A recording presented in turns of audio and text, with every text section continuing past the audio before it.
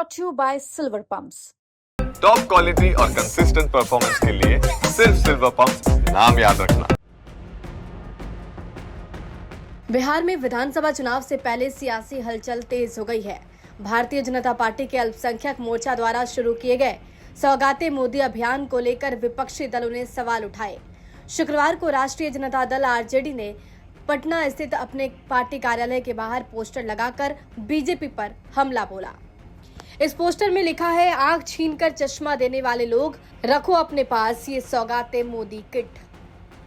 सबसे पहले आपको बताते हैं कि आखिर क्या है सौगाते मोदी।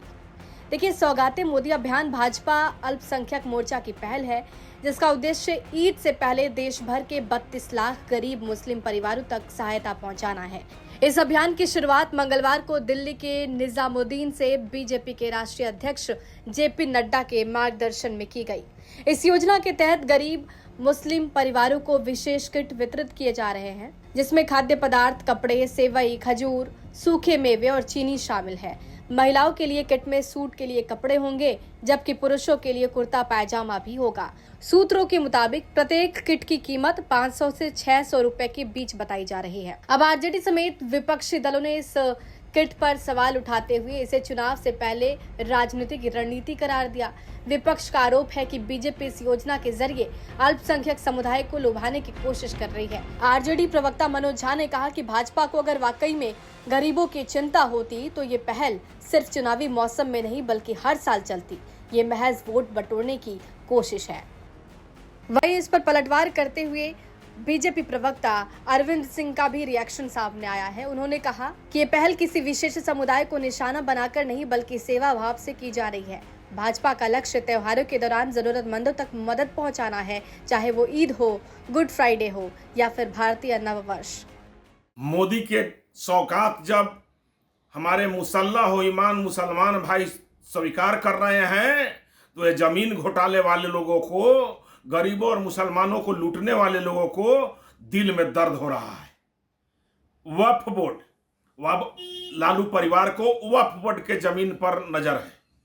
पूरे गरीबों के जमीन को नौकरी के बदले लिखवाने के बाद अब वक्फ बोर्ड के जमीन पर इनकी नजर है और वक्फ बोर्ड के जमीन कब्जा करना चाहते हैं। मोदी सरकार हर गरीब मुसलमानों को जो उनका हक हकूक है उसको देना चाहती है। वक्फ बोर्ड में जो गलत है उसको ठीक करना चाहती है और गरीब मुसलमानों को उनके हक का चीज मिलना चाहिए। लेकिन ये लालू प्रसाद यादव जी के परिवार को वक्फ बोर्ड के जमीन पर निगाह है और उनको पता नहीं है कि जिसका मुसल्लह हो ईमान वही मुसलमान है और उसके लिए मोदी सरकार खड़ा है।